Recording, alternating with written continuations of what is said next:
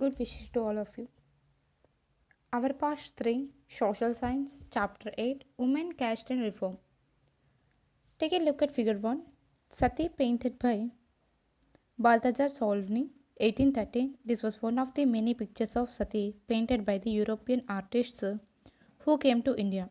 The practice of Sati was seen as evidence of the barbarism of the East. Have you ever thought of how children live about 200 years ago? Nowadays, most girls from middle class families go to school and often study with boys. On growing up, many of them go to colleges and universities and take up jobs after that. They have to be adults before they are legally married, and according to law, they can marry anyone they like from any caste and community. And widows can remarry too. All women, like all men, can vote and stand for elections. Of course, these rights are not actually enjoyed by all. Poor people have little or no access to education, and in many families, women cannot choose their husbands. 200 years ago, things were very different. Most children were married off at an early age.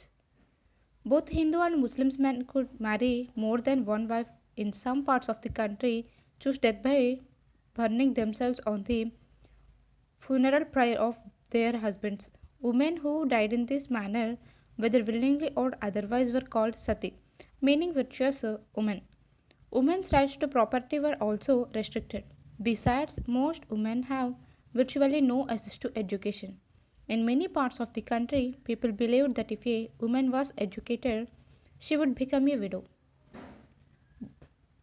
Differences between men and women were not the only ones in society. In most regions, people were divided along lines of caste. Brahmanas and Kshatriyas considered themselves as upper castes. Others, such as traders and moneylenders, often referred to as Vaishyas, were placed after them. They came peasants and artisans, such as weavers and potters, referred to as Shudras. Shudras, all at the lowest rung, were those who labored to keep cities and villages clean or worked at jobs that upper caste considered polluting, that is, it could lead to the loss of caste status. The upper castes also treat many of these groups out at the bottom as untouchable. They were not allowed to enter temples, draw water from the wells used by the upper castes, or bathe in ponds where upper caste bathed. They were seen as inferior human beings. Over the 19th and 20th century, many of these norms and perceptions slowly changed. Let us see how this happened. Working towards change. From the early 19th century, we find debates and discussions about social customs and practices taking on a new character. One important reason of this was the development of new forms of communication. For the first time, books, newspapers, magazines, leaflets, and pamphlets were printed. These were far cheaper and far more accessible than the manuscripts that you have read about in class 7th. Therefore, ordinary people could read these, and many of them could also write and express their ideas in their own languages. All kinds of issues, social, political, economic, and religious, could now be debated and discussed by men and sometimes by women as well in the new cities. The discussions could reach out to a wider public and could become linked to movements for social change. These debates were often initiated by Indian reformers and reform groups. One such reformer was Raja Ram Mohan Rai, 1772 to 1833. He founded a reform association known as the Brahmo Sabha, later known as the Brahma Samaj, in Calcutta. People such as felt that changes were necessary in society and unjust practices needed to be done away with. They thought that the best way to ensure such changes was by persuading people to give up old practices and adopt a new way of life activity. Can you think of the ways in which social customs and practices were discussed in the pre printing age when books, newspapers, and pamphlets were not readily available? Take a look at figure 2, Raja Ram Mohan Rai, painted by Ramrand Pial, 1833. Ram Mohan Rai was keen to spread the knowledge of Western country, education in the country and bring about greater freedom and equality for women. He wrote about the way women were forced to bear the burden of domestic work, confined to the home and the kitchen, and not allowed to move out and become educated, changing the lives of widows. Ramohan Rai was particularly moved by the problems widows faced in their lives. He began a campaign against the practice of sati. Ram Mohan Rai was well versed in Sanskrit, Persian, and several other Indian and European languages. He tried to show through his writings that the practice of widow burning had no sanction in ancient texts. By the early 19th century, as you have read in chapter 7, many British officials had also begun to criticize Indian traditions and customs. They were therefore more than willing to listen to Ramohan, who was reputed to be a learned man. In 1829, sati was banned. The strategy adopted by Ram Mohan was used by later reformers as well. Whenever they wished to challenge a practice that seemed harmful, they tried to find a verse or sentence in the ancient sacred texts that support their point of view. They then suggested that the practice as it suggested at present was against early tradition. Take a look at figure 3, Hook Swinging Festival. In this popular festival, devotees underwent a peculiar form of suffering as part of ritual worship. With hooks pierced through their skin, they swung themselves on a wheel. In the early 19th century, when European officials began criticizing Indian customs and rituals as barbaric, this was one of the rituals that came under attack. Source 1. We first tie them down to the pile. Ram Mohan Rai published many pamphlets to spread his ideas. Some of these were written as a dialogue between the advocate and critic of a traditional practicing. Here is one such dialogue on sati. Advocate of sati. Women are by nature of inferior understanding, without resolution, unworthy of trust. Many of them, on the death of their husbands, become desirous of accompanying them, but to remove every chance of their trying to escape from the blazing fire. In burning them, we first tie them down to the pile. Opponent of sati. When did you ever afford them a fair opportunity of exhibiting their natural capacity? How then can you accuse them of want of understanding? If after instruction, knowledge, and wisdom, a person cannot comprehend or retain what has been taught him, we may consider him as deficient. But if you do not educate women, how can you see them as inferior? Activity. This argument was taking place more than 175 years ago. Writing down the different arguments you may have heard around you on the worth of women. In what ways have the views changed? Take a look at figure 4, Swami Dayanand Saraswati. Dayananda founded the Arya Samaj in 1875, an organization that attempted to reform Hinduism. For instance, one of the most famous reformers, Ishwar Chandra Vidyasagar, used the ancient text to suggest that widows could remarry. His suggestions was adopted by British officials and a law was passed in 1856 permitting widow remarriage. Those who were against the remarriage of widows opposed Vidyasagar and even boycotted him. By the second half of the 19th century, the movement in favor of widow remarriage spread to other parts of the country. In the Telugu speaking areas of an association for widow remarriage around the same time young intellectuals and reformers in Bombay pledged themselves to working for the same cause. In the north, Swami Dayananda Saraswati, who founded the reform association called Arya Samaj, also supported remarriage. Yet the number of widows who actually remarried remained low. Those who married were not easily accepted in a society, and conservative groups continued to oppose the new law. Take a look at figure 5. Ishwar Chandra Vidyasagar. Take a look at figure 6. Students of Hindu Mahila Vidyalaya, 1875. When girls' schools were first set up in the 19th century, it was generally believed that the curriculum for girls ought to be less taxing than that for boys. The Hindu Mahila Vidyalaya was one of the first instructions to provide girls with the kind of learning that was usual for boys at the time. Girls began going to school. Many of the reformers felt that education for girls was necessary in order to improve the condition of women. Vidyasagar in Calcutta and many other reformers in Bombay set up schools for girls. When the first schools were opened in the middle 19th century, many people were afraid of them. They feared that schools would take girls away from home, prevent them from doing their domestic duties. Moreover, girls had to travel through public places in order to reach school.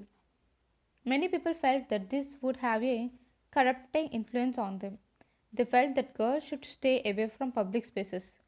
Therefore, throughout the 19th century, most educated women were taught at home by liberal fathers or husbands. Sometimes women taught themselves.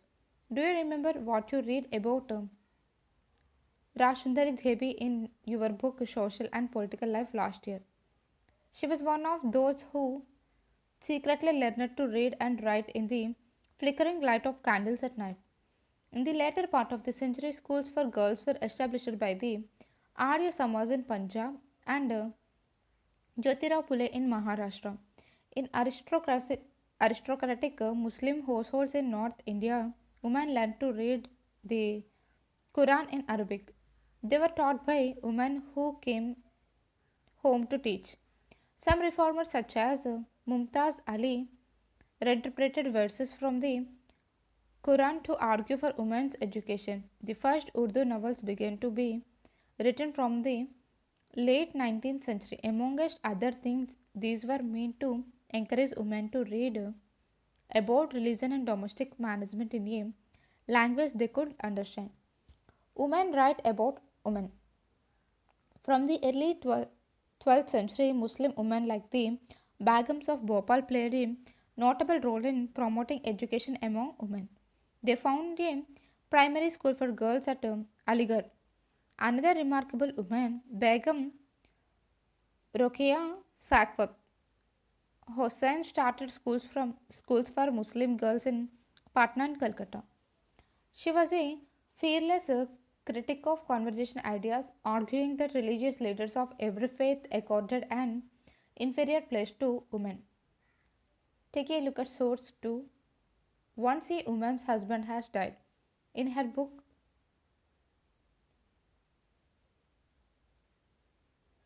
in her book,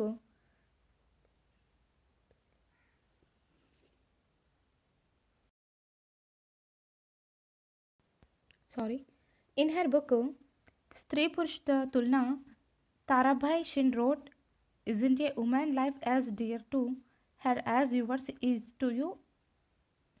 It's as if women are meant to be made of something different from men altogether, made from dust from earth or rock or rusted iron. Whether you and your lives are made from the purest God. You are asking me what I mean. I mean, once a woman husband had died, what's in store for her? The barber comes to shave all the curls and hair of her head just to cool your eyes. She's shut out from going to weddings, receptions, and other auspicious occasions that married women go to. And why all these restrictions? Because her husband has died. She is unlucky. Ill fate is written on her forehead. Her face is not to be seen. It's a bad omen. Tarabai Shin, Stree Purush Tulna. By the 1880s, Indian women began to enter universities, some of them Trained to be doctors, some became teachers. Many women began to write and publish their critical views on the place of women in society. Tarabai Singh, a woman educated at home at Pune, published a book, Stri Purush Tulna, a comparison between women and men, criticizing the social differences between men and women. Take a look at figure 7, Pandita Ramabai. Pandit Ramabai, a great scholar of Sanskrit, felt that Hinduism was oppressive towards women and wrote a book about the miserable lives of upper caste Hindu women. She found a widow's home at Pune to provide shelter to widows who had been treated badly by their husbands' relatives. Here, women were trained so that they could support themselves economically. Needless to say, all this more than alarmed the Orthodox. For instance, many Hindu nationalists felt that Hindu women were adopting Western ways and that this would corrupt the Hindu culture and erode family values. Orthodox Muslims were also worried about the impact of these changes. As you can see, by the end of the 19th century, women themselves were actively working for reform. They wrote books, edited magazines, founded schools and training centers, and set up women's association. From the early 12th century, they formed political pressure groups to push through laws of female suffrage, the right to vote, and better health care and education for women. Some of them joined various kinds of nationalist and socialist movements from the 1920s. In the 20th century, leaders such as Jawaharlal Nehru and Subhash Chandra Bose lent their support to demands for greater equality and freedom for women. Nationalist leaders promised that there would be full suffrage for all men and women after independence. However, till then, they asked women to concentrate on the anti British struggles. Take a look at 8. Bride at the age of 8. This is a picture of a child bride at the beginning of the 12th century. Did you know that even today over 20% of girls in India are married below the age of 18?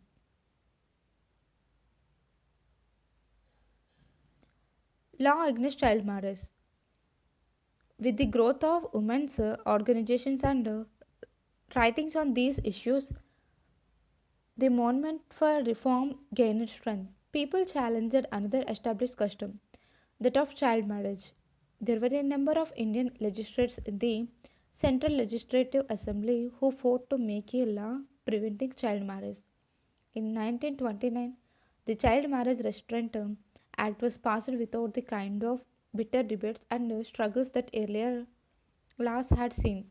According to the Act, no man below the age of 18 and woman below the age of 16 could marry. Subsequently, these limits were raised to 21 for men and 18 for women. Caste and social reform. Some of the social reformers we have been discussing also criticized caste inequalities. Ram Mohan Rai translated an old Buddhist text that was critical of caste. The Prardhana Samaj adhered to the tradition of bhakti that believed in spiritual equality of all castes. In Bombay, the Parhams Mandali Paramhans Mandali was founded in 1840 to work for the abolition of caste. Many of these reformers and members of Reform Association were people of upper castes. Often in secret meetings, these reformers would violate caste taboos on food and touch in an effort to get rid of the hold of caste prejudice in their lives. There were also others who questioned the injustice of the caste social order. During the course of the 19th century, Christian missionaries began setting up schools for tribal groups and lower caste children. These children were thus equipped with some resources to make their way into a changing world. At the same time, the poor began leaving their villages to look for jobs that were opening up in the cities. There was work in the factories that were coming up and jobs in municipalities. You have read about the expansion of cities in chapter 6. Think of the new demands of labor this created. Drains had to be dug, roads laid, buildings constructed, and cities cleaned. This required coolies, diggers, carriers, bricklayers, swag cleaners, sweepers, plank bearers, rickshaw pullers. Where did this labor come from? The poor from the villages and small towns. Many of them from low caste began moving to the cities where there was a new demand for labor. Some also went to work in plantations in Assam, Northeast Trinidad, and Indonesia. Work in the new locations was often very hard, but the poor, the family for low caste, saw this as an opportunity to get away from the oppressive hold that upper caste landowners exercised over their lives and the daily humiliation they suffered. Take a look at figure 9. A coolie ship 19th century. The school the coolie ship named John Allen carried many Indian laborers to Mauritius where they did a variety of forms of hard labor. Most of these laborers were from low castes who could produce shoes. Leather workers have been traditionally held in contempt since they work with dead animals, which are seen as dirty and polluting. During the First World War, however, there was a huge demand for shoes for the armies. Cash produced against leatherwork meant that only the traditional leatherworks and shoemakers were ready to supply army shoes, so they could ask for high prices and gain impressive profits. Take a look at figure 10. Madigas making shoes, 19th century Andhra Pradesh. Madigas were an important untouchable caste of present day Andhra Pradesh. They were experts at cleaning hides, tanning them for use, and sewing sandals.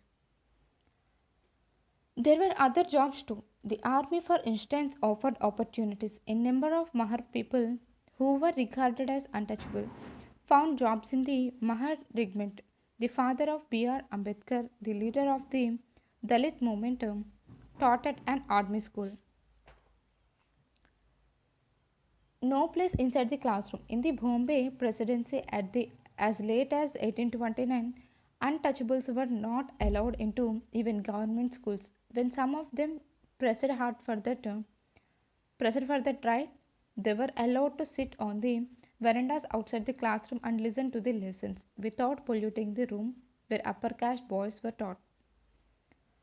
Activity. Imagine that you are one of the students sitting in the school veranda and listening to the lessons. What kind of questions would be rising in your mind? Question number 2.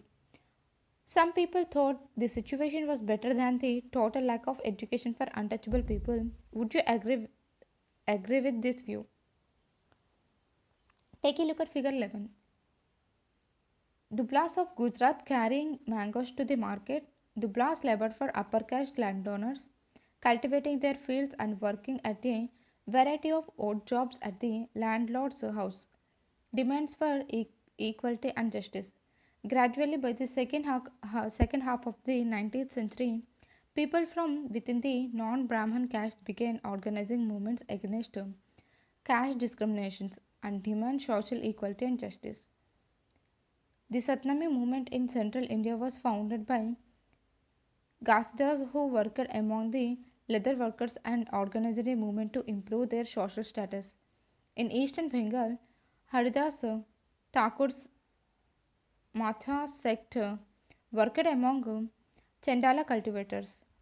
Haridas questioned Brahmanical texts that supported the caste system. In what is present day Kerala, a guru from Esava caste, Sri Narayan Guru, proclaimed the ideas of unity for his people. He argued against treating people unequal on the basics of caste differences. According to him, all humankind belonged to the same caste. One of his famous statements was Oru Jati, Oru Matam, Oru Daivam, Manushyanu, one caste, one religion, one god for humankind. All these sects were founded by a leader who came from non Brahman castes and worked amongst them. They tried to change those habits and practices which provoked the contempt of dominant castes. They tried to create a sense of self esteem among the subordinate castes. Take a look at figure 12. Sri Narayana Guru, Gulamgir. One of the most vocal amongst the low caste leaders was Jyotirao Phule. Born in 1827, he studied in schools set up by Christian missionaries. On growing up, he developed his own ideas about the injustice of caste society. He set out to attack the Brahmanas' claim that they were superior to others since they were Aryans. Since they were Aryans. Pule argued that the Aryans were foreigners who came from outside the subcontinent and defeated and subjugated the true children of the country, those who had lived here from before the coming of the Aryans. As the Aryans established their dominance, they began looking at the defeated population as inferior. As low caste people, according to Pule, the upper caste had uh, no right to their land and power. In reality, the land belonged to indigenous people, the so called low castes. Take a look at figure 13, Jyotirao Phule. Phule claimed that before Aryan rule, there existed a golden age when warrior peasants tilled the land and ruled the Martha countryside in just and fair ways. He proposed that Shudras, laboring castes, and Ati Shudras, untouchables, should until to change caste discrimination. The Satya Shodhaka Samaj, an association Pule founded, propagated caste equality. Activity. Carefully read source 3. What do you think Jyotirao Phule meant by me here and you over there again? Me here and you over there. Pule was also critical of the anti colonial nationalism that was preached by upper caste leaders. He wrote, the Brahmanas have hidden away the sword of their religion, which has cut the throat of the people's prosperity, and now go about posing as great patriots of their country. They gave this advice to our Sudra, Muslim, and Parsi youth that unless we put away all quarreling among us ourselves about the divisions between high and low in our country and come together, our country will never make any progress. It will be unity to serve their purposes, and then it will be me here and you over there again. Jyotibai Phule, the cultivator's whip code. In 1873, Phule wrote a book named Gulamgiri, meaning slavery. Some 10 years before this, the American Civil War had been fought, leading to the end of slavery in America. Phule dedicated his book to all those Americans who had fought to free slaves, thus establishing a link between the conditions of the lower castes in India and the black slaves in America. Source 4. We are also human beings. In 1927, Ambedkar said, we no want to go to the tank only to prove that, like others, we are also human beings. Hindu society should be recognized on two main principles, equality and absence of casteism. Take a look at figure 14, the gateway to the Madura temple drawn by Thomas Daniel, 1792. Untouchables were not allowed anywhere near such gateways until the temple entry movement began.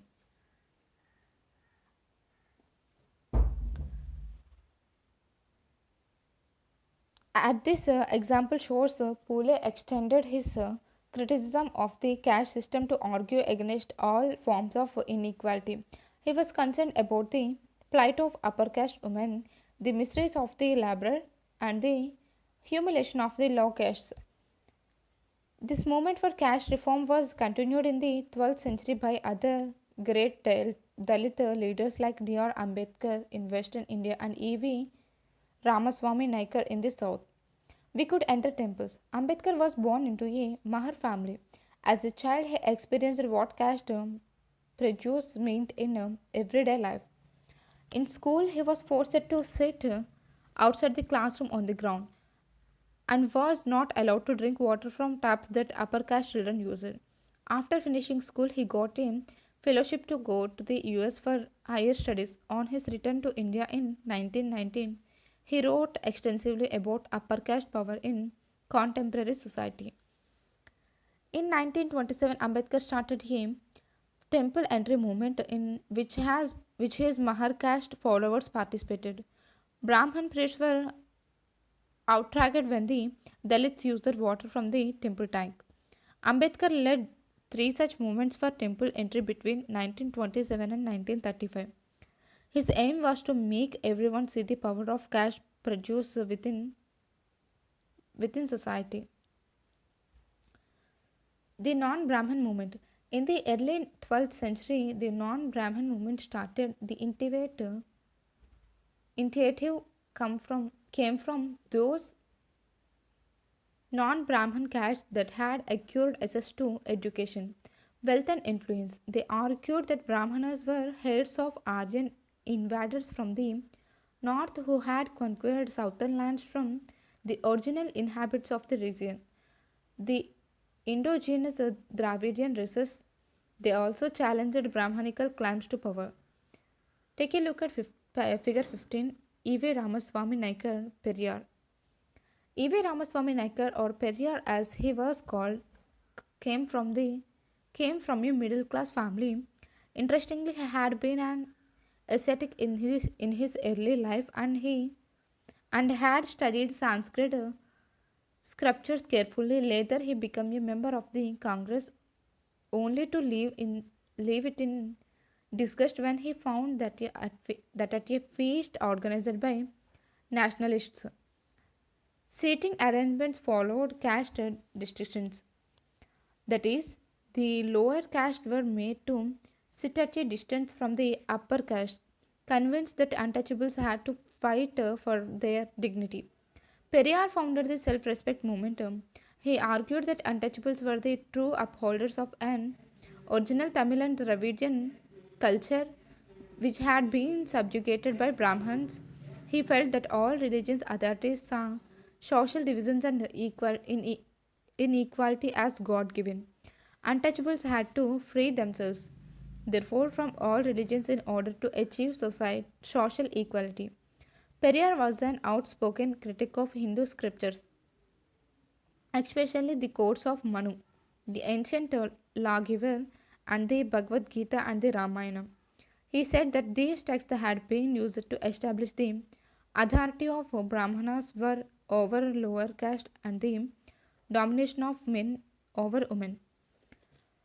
These assertions did not go unchallenged. The forceful speeches, writings, and movements of lower caste leaders did lead to rethinking and some self-criticism among upper caste nationalist leaders. But Orthodox Hindu society also reacted by founding Sanatan Dharma Sabhas and the Bharat Dharma Mahamandal in the north and association like the Brahman Sabha in Bengal.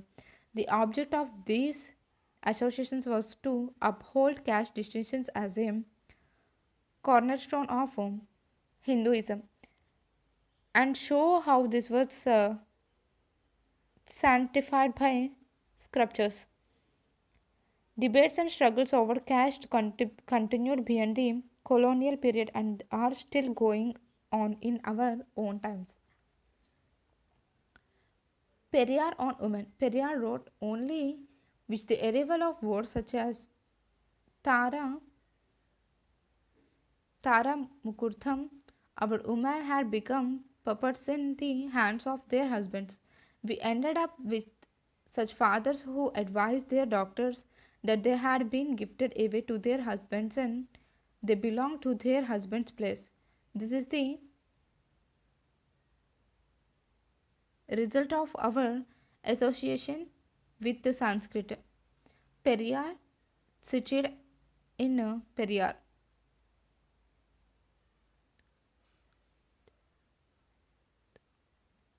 Chinta Naikal. Activity. Why does caste remain such a controversial issue today? What do you think was the most important movement against caste in colonial times?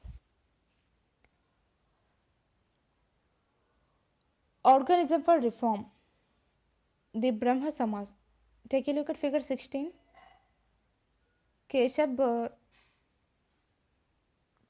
Keshava Chandra Sen, one of the main leader of the Brahma Samaj. The Brahma Samaj formed in 1830 prohibited all forms of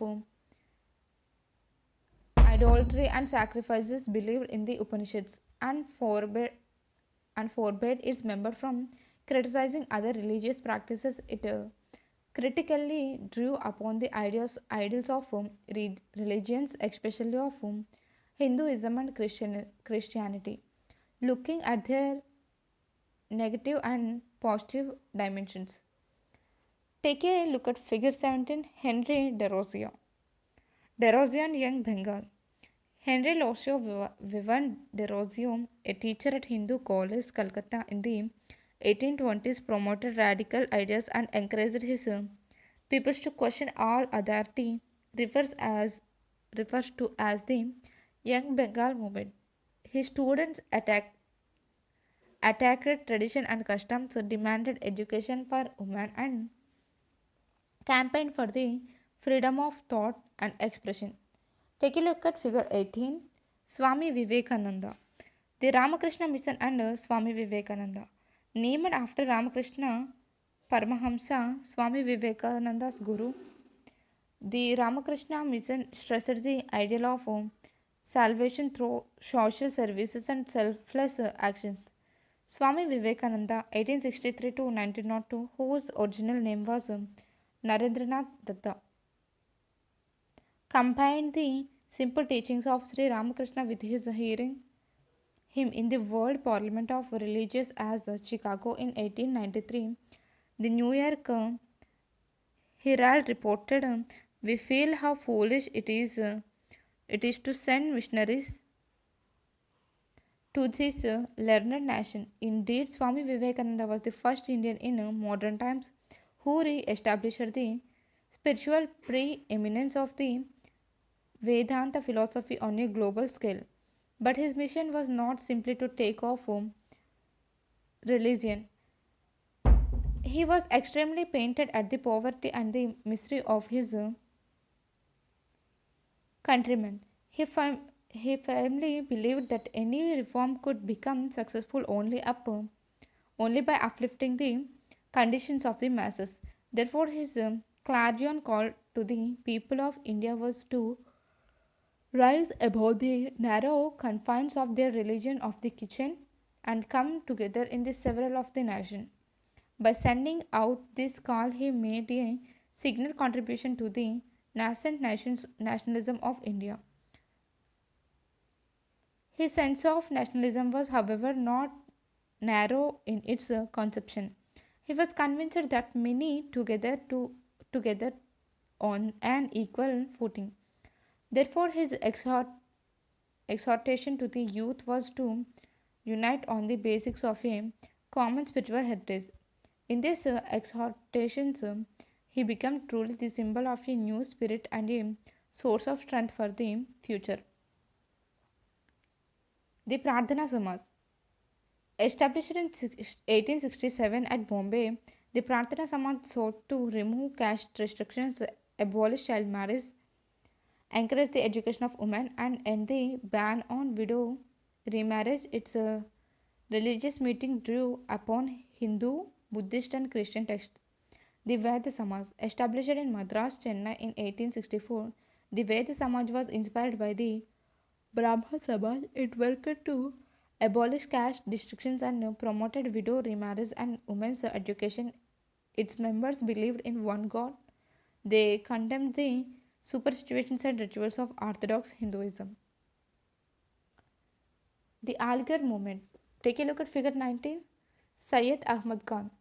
The Muhammad the Mohammedan Anglo Oriental College, founded by Syed Ahmad Khan in 1875 at Aligarh, Later became the Aligarh Muslim University, the institutions offered modern education including Western science to Muslims. The Aligarh movement, as it was known, had an enormous impact in the area of educational reform. The Singh Sabha movement. Take a look at figure 20. Khalsa College,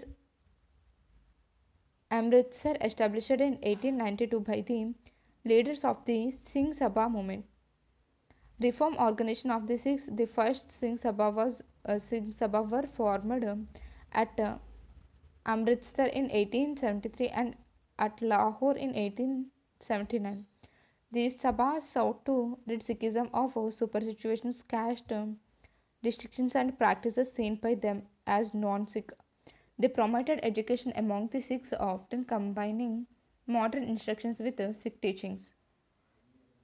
Elsewhere, black slaves and white planters. You have read about how Jyotirao Phule established a connection in his book Gulmakiri between caste oppression and the practice of slavery in America. What was the system of slavery?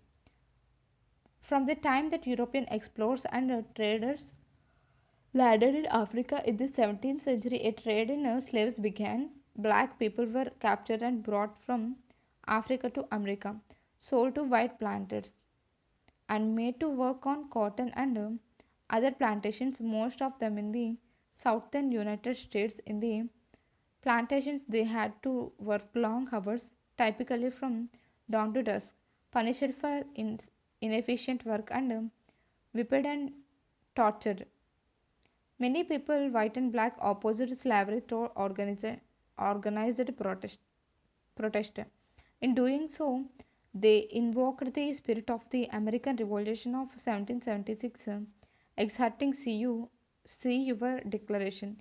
Americans, do you understand your own language? In his moving Gettysburg Address, Abraham Lincoln held that those who had fought slavery had done so for the cause of democracy. He argued the people to strive for racial equality so that government of the people by the people for the people shall not perish from the earth. Take a look at figure 21 slave sale. South Carolina, USA 1856. Here you see potential buyers examining African slaves at the auction. Let's imagine. Imagine you are a teacher in the school set up by Rokia Hossain. There are 20 girls in your charge. Write an account of the discussions that might have taken place on any one day in the school. Let's recall why social ideas did not following people support Ram Mohan Rai, Dayananda Saraswati, Virashalingam Pantulu, Jyotirao Phule, Pandit Ramabai, Periyar, Mumtaz Ali, Ishwar Chandra Vidyasagar. Straight, true, straight whether true or false. When the British captured Bengal, they framed many new laws to regulate the rules regarding marriage, adoption, inheritance of property, etc. B. Social reformers had to discard the ancient texts in order to argue for reform in social practices. C. Reformers got full support from all sections of the people of the country. D. The Child Marriage Restraint Act was passed in 1829. Let's discuss. Question number 3. How did the knowledge of ancient texts help the reformers promote new laws? Question number 4. What were the difficult reasons people had for not sending girls to school? Question number 5. Why were Christian missionaries attacked by many people in the country?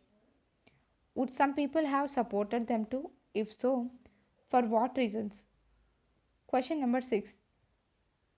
In the British period, what new opportunities opened up for people who came from castes that were regarded as low? Question number 7. How did Jyotirao the reformers justify their criticisms of caste inequality in society? Question number 8. Why did Pule dedicated his book Gulmagiri to the American movements to free slaves? Question number 9. What did Ambedkar want to achieve through the Temple's entry movement? Question number 10. Why were Jyotirao Phule and Ramaswamy Nakyar critical of the national movement. Did their criticism help the national struggle in any way? Thank you.